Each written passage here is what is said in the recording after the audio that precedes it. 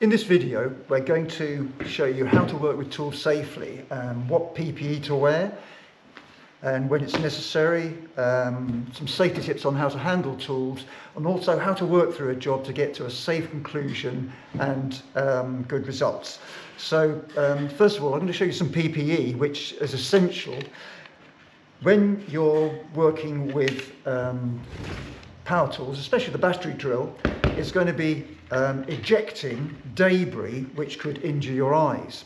So it's essential to be wearing safety glasses. Now these are designed to wear over spectacles, but in general use, even if you don't wear spectacles, these give quite a lot of protection, especially around the sides, to stop debris creeping in and injuring your cornea.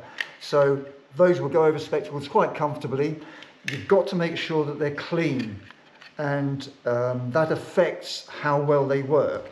So if you want to clean them, this sterilising hand solution is quite good. There should be a lot left over from COVID lying around the house.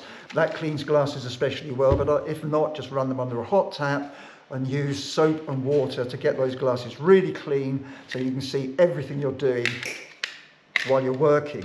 If you're creating excessive noise, for instance using the battery drill with a masonry bit, working into masonry, you're going to be needing ear defenders.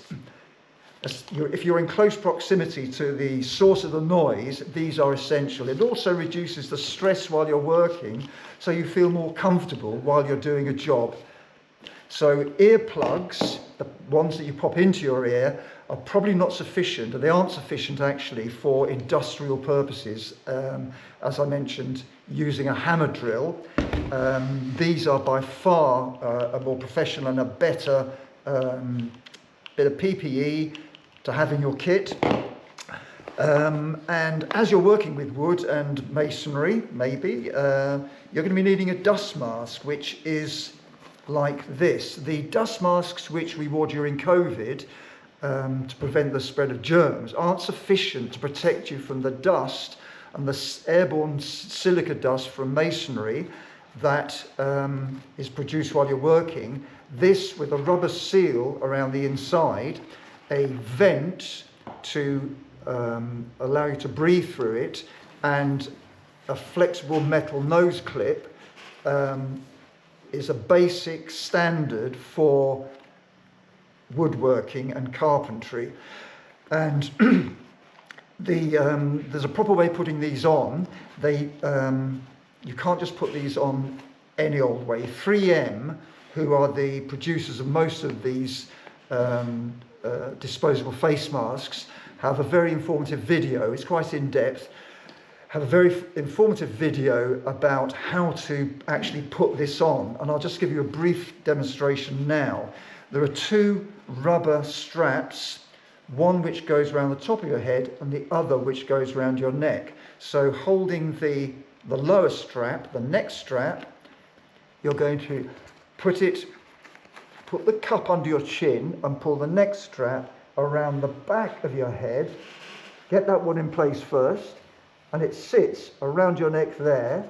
The top one, the upper strap, goes around the top of your head and is positioned right on the crown of your head, right on that spot there from which all your hair radiates. After you've done that, after you've got those into position low and high, you take both hands and compress the metal nose clip over your nose so that it pinches your nose and makes you sound a bit nasal. And you can feel if it's got a good tight fit around your face by puffing in and out like that. And that will reduce the amount of dust that you inhale during your work to a safe minimum level. It might not filter out 100% of the dust, but it does enough filtering to keep you safe. People quite often like to wear safety gloves, these rubber grippy gloves. It's not recommended when you're using anything that has a rotating mechanism or component, because the rubber glove will get trapped and be grabbed by rotating components and will drag your hand into a more dangerous position. So I would not use rubber gloves for anything other than manual handling. It allows you to grip slippy materials and carry them more safely, but I wouldn't use rubber gloves while using any power tools.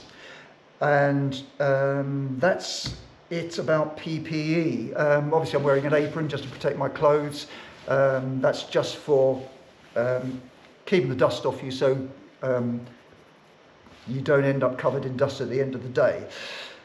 Now on to using the power tools. There are two things I want you to remember, and one is when you're using a tool with a cutting edge, which means either a chisel, it means also a screwdriver, obviously a saw and a drill, you need to stay behind the cutting edge. Now you might wonder, where's the cutting edge on a screwdriver? But the point, if you consider the point of the screwdriver, whether it's a posi drive or in this case a flathead screwdriver, the cutting edge is the point of the screwdriver, which could do significant damage to your hand if you weren't behind it. So the word I want you to remember is behind. Keep behind the tip of the screwdriver. Keep behind the cutting edge of the chisel. Keep behind the cutting edge of the drill bit. And that means adopting a position where every part of you is behind every part of the bit that does the damage, the bit that does the work. If you're using a chisel, you're pushing the chisel away from you. So all tools need to be used so that they operate away from you, never towards you, for obvious reasons. I mean, it makes it quite clear, but sometimes what I see happening is that a chisel will be used as the material's being held and the chisel's going in the wrong direction. It's going towards your hand. So if you use a metal, a quick grip clamp or some kind of mechanical holding device to hold your work instead of your hand, all of you can remain behind the cutting edge of the chisel, the pointy edge of the screwdriver, or the dangerous bit of the drill. So everything needs to be working away from you, and you need to be behind what is doing that damage, especially with the saw. The saw's a unique item in terms of staying behind the cutting edge, because you will need to, starting off your cut, you'll need to have your hand close to the saw, but I'll explain that in a later video. Now, to work through a job, one of the things we have to consider is how to plan the job. First of all, you need a clear workspace around you.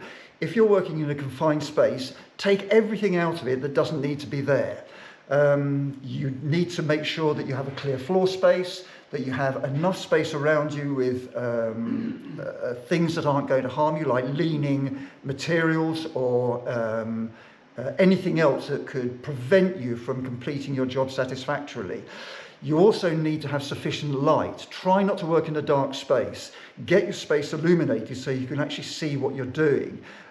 Quite often this is overlooked because it's difficult to find a torch, or you're working in a cupboard perhaps where there's not enough light.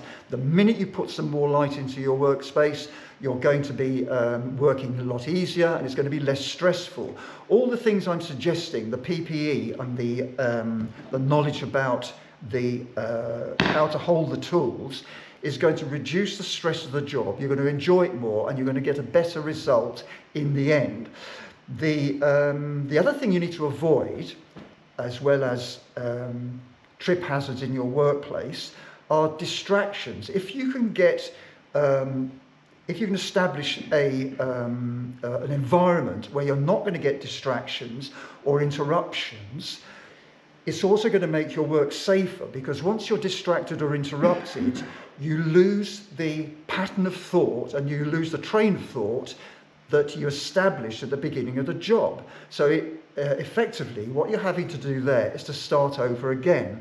So if you can make sure that people don't interrupt you or distract you while you're working, you'll be a lot happier when you are. Another thing you can do to protect against a poor outcome is allow more time than you anticipate.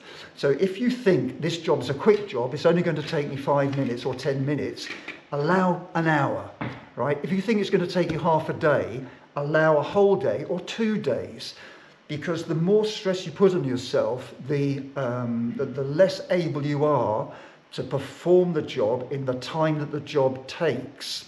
So we all have different skill levels. Some people can work quickly, some people can work slowly.